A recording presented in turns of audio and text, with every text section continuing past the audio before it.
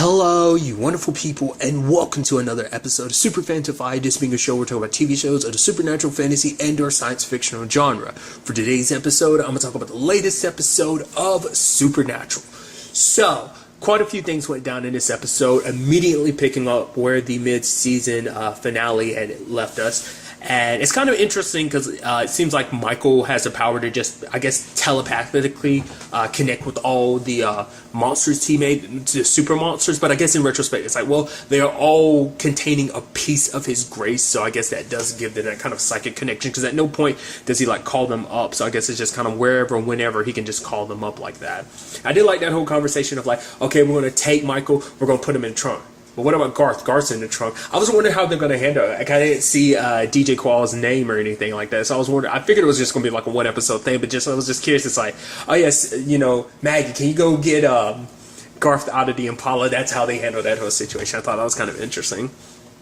But they were able to trap Michael, because for him it's like, you literally thought I didn't have a plan. I've literally been watching each and every little thing.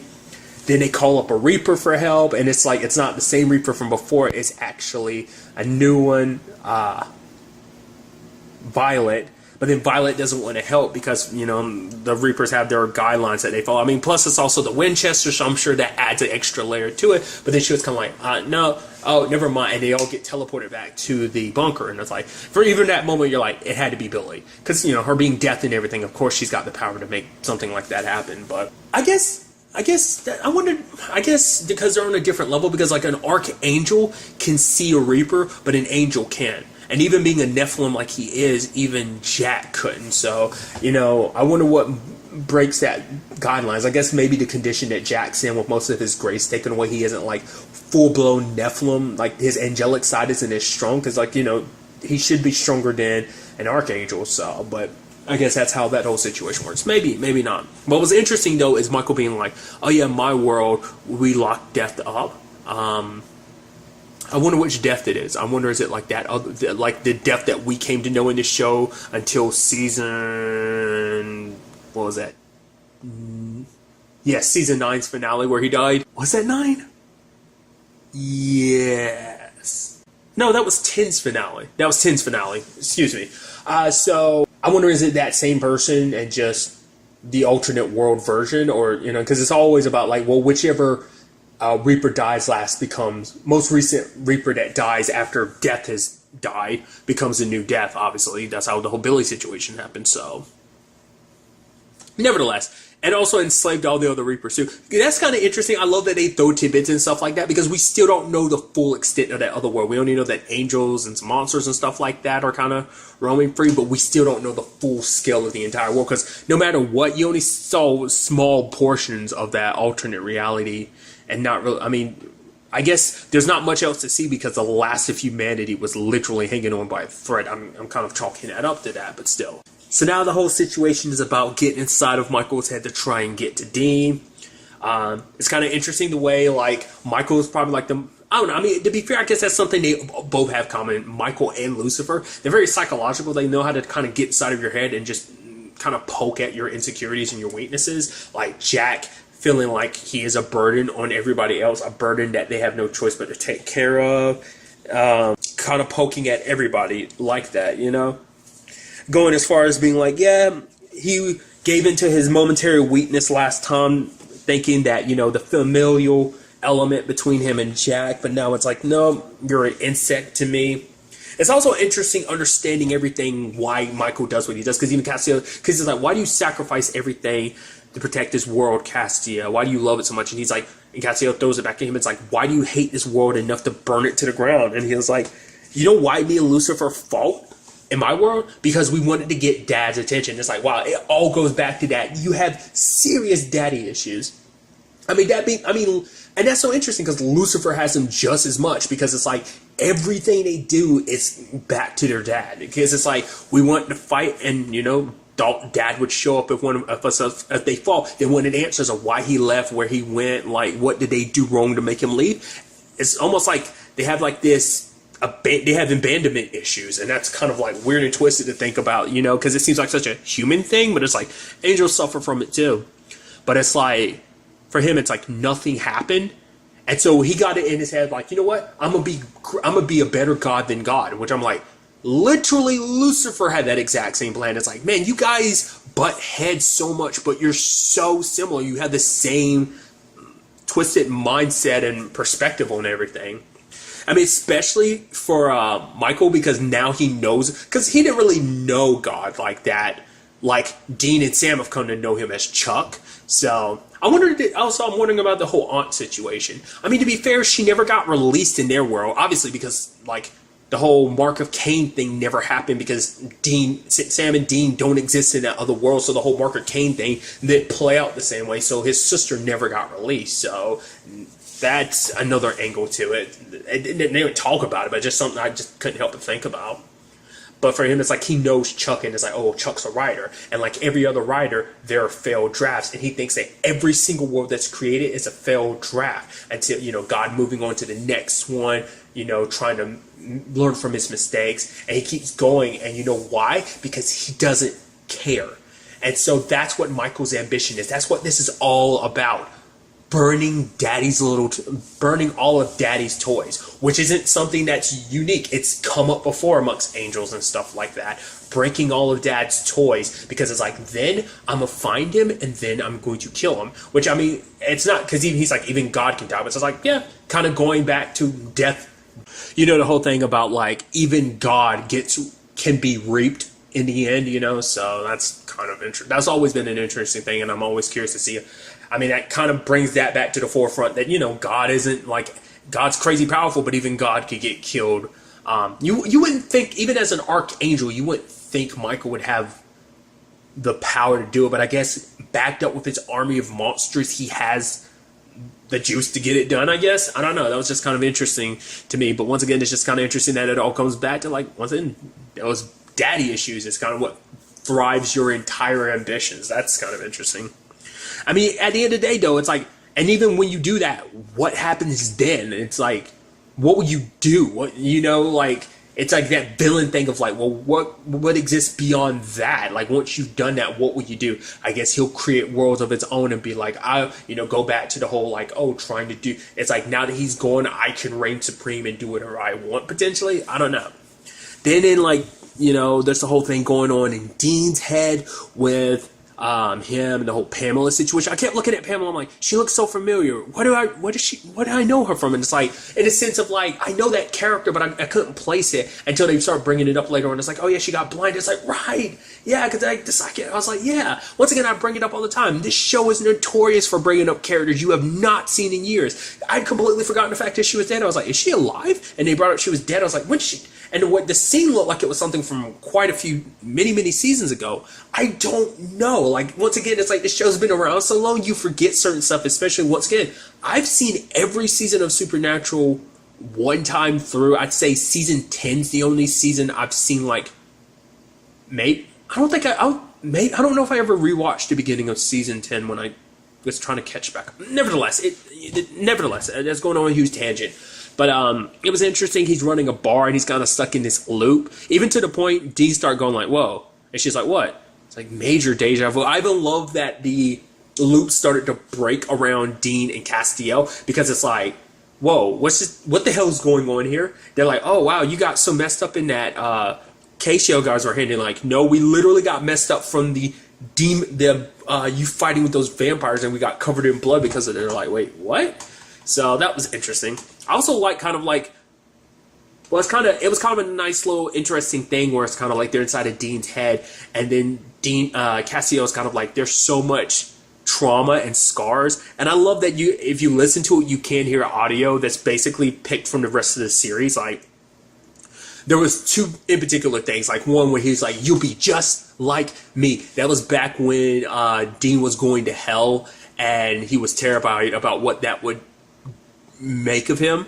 And that's when he saw, you know, I think it was a demon or something they were facing off against that kind of tapped into your worst fears, and it was him with demon eyes, black eyes. And then there's the point where he was like, help, somebody help me, Sam.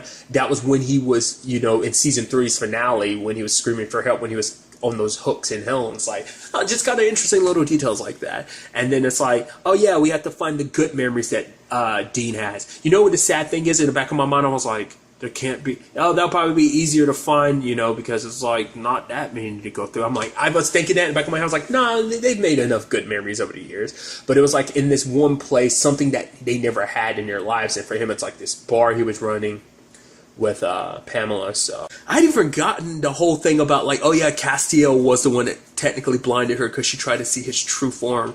And it was, something that humans can't process, and it just literally burned her eyes out and stuff. Once again, it's like, that's so long ago, I completely forgotten about that. At the bare minimum, that had to be like season 4, because I feel like that had to be when they weren't as tight with Castiel as they are, and that's when Castiel first popped up with season 4. It's like, that was 10 seasons ago. If it went down to that point, that still was like roughly 10 years ago. That's insane to think. It didn't play into the episode, but I thought it would have been interesting if it did. Like the whole, like, oh, if it's Sam and it's all in Dean's mind, so it's like, oh yeah, you can kind of control the world and do whatever you want. It does seem like once Dean started remembering things, started changing, because it's like, wait, he turns to Pamela after they bring up the whole fact of her being blind, and then he remembers it, and then she shifts to being blind, and she's like, oh yeah, I've been blind my entire life. You already know that. And then her dying, it shifted that, but then like it took Sam saying and Poughkeepsie being like their word of being like, oh, when shit hits the fan, shit's hit the fan, and so that triggered everything, remembered everything. Michael showed up, which is pretty interesting. Even though his powers, Michael still kicked some serious ass. It's like, that's I mean, to be fair, they're archangels, so I guess they're still on another level, even without their angelic abilities. They resonate power in their own right. I guess it also stems from the fact it's just mentally he's very strong, so I'm sure coming into, like, Dean's consciousness like that made him, he kept kind of his mental strength. Granted, they were able to lock him up. I like that concept, though. It's like, rather than locking him up in the cage, Dean himself is the cage, which... Now that's definitely going to be interesting. It kind of reminds me of like the whole like Sam's soul being trapped in hell in the cage between Lucifer and Michael. It makes me think of that because it's like, it's not just a big headache. I'm sure like literally every fiber of your being is breaking down because of that. Like I'm sure it gives you a headache, but it's like you're probably being literally, your essence is being pounded against, by Michael trying to bust his way out. So that's definitely going to be interesting. That's not going to last forever. Like, I mean, I think it's just like no matter. I mean, to be fair, Dean is who he is, and Dean's been through so much, and that was even something Sam was like, yeah, Michael tried to bury Dean under all his trauma, but he always, pushes forward. It's like he feeds off that trauma to stay alert and stay on his toes and be ready for anything. So Michael had to put him in a place where he'd be docile and complacent, a good memory, something that he never had before. So that was interesting. Along those same lines, we had the whole situation with Maggie and the hunters and Jack saving them from the monsters. He burned away a part of his soul to use his powers. Now, Castiel tells him, it's like, no, don't ever do that again. It's like, I'm not mad at you, but it's like, it's not just about potentially dying. Like, there's also the whole aspect of, he's seen it multiple times of what it's like when someone does not have their soul. Saw it with Donatello, saw it also with Sam. So it's like, once that soul is burned away, you'll never be you again. And Jack's like, I'll never do it again. It's like, yes, you will. Because we know Jack. Jack will do whatever it takes to protect the people he cares about. He is legitimately fits in with the Winchester. So he's adopted that personality a lot. So for him, he's willing to, if it means burning away his soul and if it means protecting the people he cares about, especially in a situation where he feels that he's useless and he has no point. At the very least, if I can tap into this power and use it and help in some shape or form, then it's worth it. So there's that complicated situation. And then on top of that, we have Billy showing up being like, oh yeah, so literally every book I showed you about how you die, yeah, they've literally all changed to fit the same narrative, saying that Michael frees himself from your mind and then you die when he burns every world. So it's like, and those are kind of set to be like, yep, those are kind of set in stone. It's kind of interesting because even Billy's being like, I try to warn you about jumping to different worlds. And he's like, the fact of the matter is, in the end, it was worth it. They got Mom, they got Jack. I say Mom like she's my mom. Mary, they got Jack, and they helped all those other hunters, so it was well worth it. but might not have been in the end if things kind of play out the way they did. It's also interesting too because once again, Michael playing the psychological games that he did about like Dean secretly like harboring hate, because everyone in his life, whether it be Sam, Castiel, or Jack, are kind of all burdens. Obviously that was all a ploy, but I think on some level probably Dean's scared that maybe there is some truth to that. I don't think he truly believes that, but I think on some level he might think that might be what is, just because Michael got so much into his own head. But then Billy shows in the book of like, there's one world that survives it. And it's like, what am I supposed to do with this knowledge? And Billy's like, I have no idea. You got to figure it out. So there are two places in my head that it's like two places that won't be affected by Michael. One, the bad place, because ever since the other Kaya got away from that area, we've never gone back to it. That's a world we have not explored, all the terrible, dangerous things that are there. But I'm sure that world could potentially burn too. But I don't know. I kind of felt like it might lean towards that, but maybe it doesn't. Like that might be a world we never, ever, ever, ever get back to or really ever talk about again in that regard.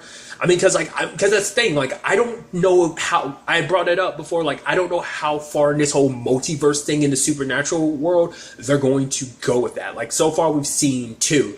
The Bad Place and Apocalypse world, and the world that we've kind of come to know for the main canon of Supernatural. So, like, I don't know if they'll really explore beyond that. Probably would be the opportunity to do it, though, now that, Michael set his sights on burning every world. But obviously he's going to start with this world, so. I mean, his other world technically hasn't burned, so I guess he's going to go back and burn that. Also, what about all his angels that were, that were on his side and everything? Like, I guess they're just stuck on that side with nothing to do, no leader. I don't know.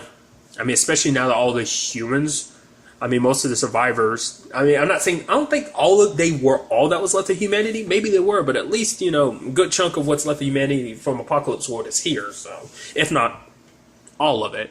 So there's that. But the other place that was in my mind was the Empty. Which is interesting because obviously it's coming back into the story and everything, because we know that Lucifer's there because he woke up and we saw the red eyes and everything, but also like everything that the Empty has connected to Jack and Castiel.